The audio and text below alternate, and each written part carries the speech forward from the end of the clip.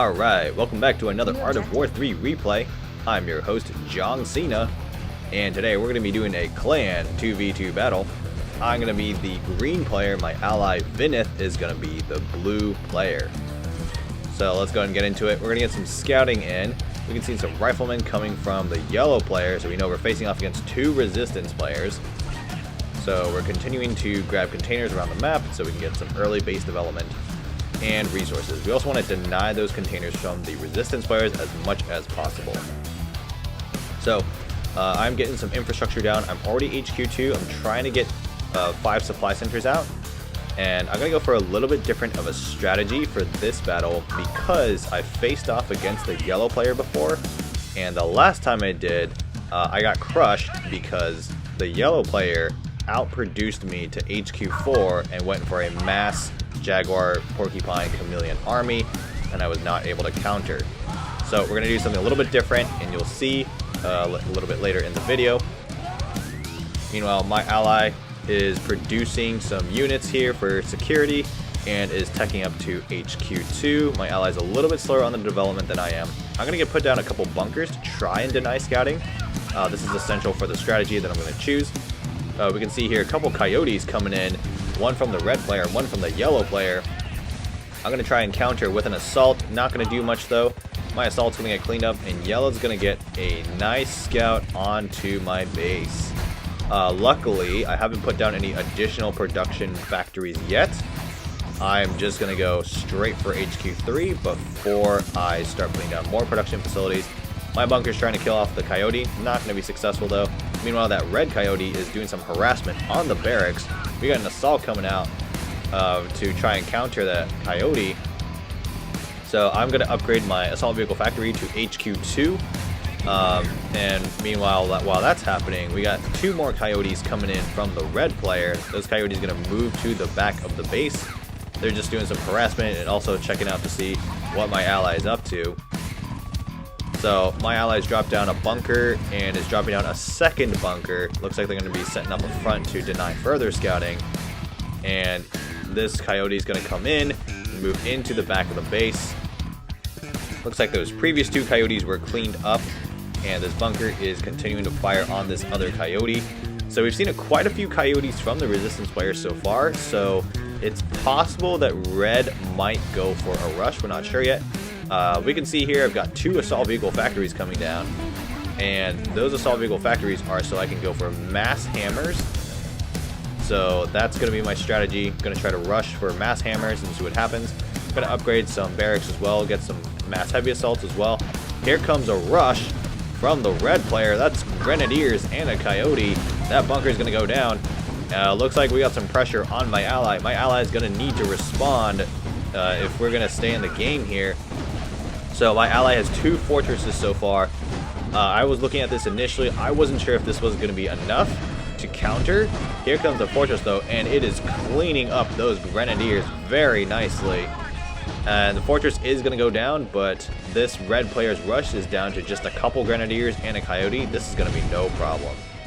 So nice job from my ally. Props to them for good use of the fortress. I personally don't use fortresses that often because my fortresses don't have that many upgrades, so they're not that great. Here we go, back to the action. We got some production happening, and look at this. We got a mammoth firing on my bunker. Now, what I'm going to do here is absolutely nothing but produce units. I'm going to move all of my production and my units to the center of my base, and I'm just going to let that mammoth fire on my bunker. So this is because resistance players use mammoths in order to try and draw out your units. What they want you to do is they want you to panic, send all your units out in a disorganized fashion, and then you watch your army get shredded by jaguars and grenadiers. Now, I'm not going to do that. I'm going to continue to amass an HQ3 army, and hopefully it's just a little bit of harassment. Yellow might move on to my base a little bit sooner than I'd like though, so I'm just trying to crank out these last few units before they do so. My hunch is that this yellow player's already got about like 5 or 6 jaguars, some grenadiers and porcupines. So just want to be ready for that. Here comes some armadillos from the red player. Only 5 armadillos though. This is not going to be enough to punch through. My allies got plenty of assaults and the fortress to tank damage and a couple bunkers. This is not going to be a problem for my ally. Meanwhile, we got 3 mammoths now firing onto my base. We got to start moving pretty soon here, because if I lose those barracks, I'm not going to be able to make any more heavy assaults. Here comes the first vertex from my ally, and we can see 1 heavy assault wanders out, and there's a lot of grenadiers and jaguars coming in. Okay, looks like it's time to move. Vertex comes in, hits one of the mammoths. It's going to score another hit, take out 2 mammoths. So we got about 5 jaguars, another mammoth coming in. We got a lot of forces coming in from the yellow player, so it's time to move. I throw in a gold attack boost, so we're going to go full commit on this attack here. I'm going to use my heavy assault to attack the front, and I'm going to try to move my hammers through the army as much as I can. I want to keep these hammers moving. If I keep them still, they're going to take a lot of damage. So with hammers, you want to keep them moving as you attack. That's where their power flexibility comes from. You don't want to just have them stationary. So my hammers now are moving onto the yellow player's base. I've broken the yellow player's front line. Let's see if we can do some damage to the yellow player. I throw on another gold attack boost. And so I've only got a handful of hammers in the back of the base. We see a jaguar though. It's going to get cleaned up by my hammers. Very nice. So now I'm just continuing to deal out damage. And here comes my ally with Vertex to help out. This is going to be great. They're hitting the special vehicle factory. I flagged the assault vehicle factory though. We want to take out that assault vehicle factory. If we can take it out, that's going to be a huge disadvantage for the yellow player. It's going to be no more jags for them. So my initial hammers get cleaned up, but the assault vehicle factory goes down. No more jaguar production for the yellow player. So this is good news for us, bad news for the yellow player. So yellow is now trying to spam grenadiers and porcupines to defend. Meanwhile, I've got hammers coming in, more heavy assaults coming in. I am just spamming units non-stop, trying to keep pressure on the yellow player because we've got momentum here and I want to keep it going.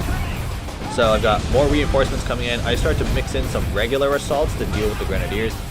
My ally sends another vertex in to do a little bit of support, and we want to keep that assault vehicle factory down. We do not want to get some more jaguars out here.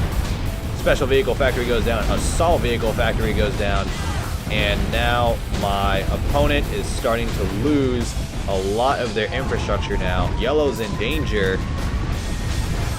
So this is looking really good for us right now. Just continuing to keep my hammers moving. And now I'm just continuing to flood more units into the base. Meanwhile, my ally is continuing to produce units on their end just to keep their base safeguarded. And at this point, it's pretty much good game for the yellow player. But yellow will still have a chance to possibly rebuild if I lose my ground army here. And we don't want yellow to come back into the game. Yellow is probably the more dangerous of the 2 players. HQ is going to go down for the yellow player, so no more unit production for yellow. We got a few assaults coming in here. We see a lot of snipers and porcupines from the red player, so I'm not sure if I want to attack at this point on the yellow, excuse me, not the yellow player's base, the red player's base. So what I'm going to do is I'm just going to finish off yellow's base here, just get these last 2 structures. And then now it's going to be a 2 versus 1 in this arena. So what I'm going to do is I'm going to produce some fire assaults. I'm going to take my time here. We're going to tech up. I'm going to get some Zeus.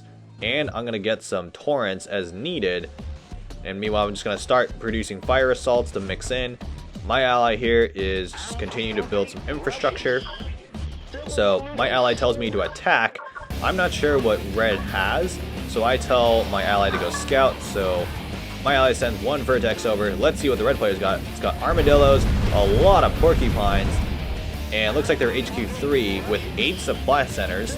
My thoughts for here right now are that the red player is likely vulnerable because here's the armadillos attacking from the red player, which means they're not going to be able to use these armadillos for defense.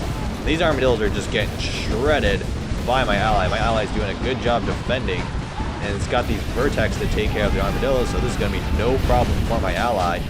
So I'm going to move up from the bottom of the map towards the red player's base. Looks like red's got a lot of snipers in the trees. Normally hammers are not great against snipers, but I've got the number superiority here. So these snipers are no problem for my hammers. And now I'm going to move my hammers into the red player's base. There's an armadillo. It's going to get cleaned up. We see an avia factory. We're going to take that out, so no dragonflies for the red player. And now I'm just going to move my hammers around the base, and we're just going to dish out damage onto red's base. Meanwhile, my allies moving in. Looks like they've got some infantry, and they're going to go ahead and bring in some vertex now. And now it is just absolute carnage onto the red player's base. And we can see yellow has not attempted to rebuild their base at all. So at this point, it's pretty much good game. Alright, so that's how you respond to getting rushed by mammoths. You can either build up Zeus armies to go crush, or you can go hammers. I went for hammers. Here's my ally finishing off the game with 1,000,000 walls. This is pretty much the end of the video. Hope you all enjoyed it, and we will see you in the next battle.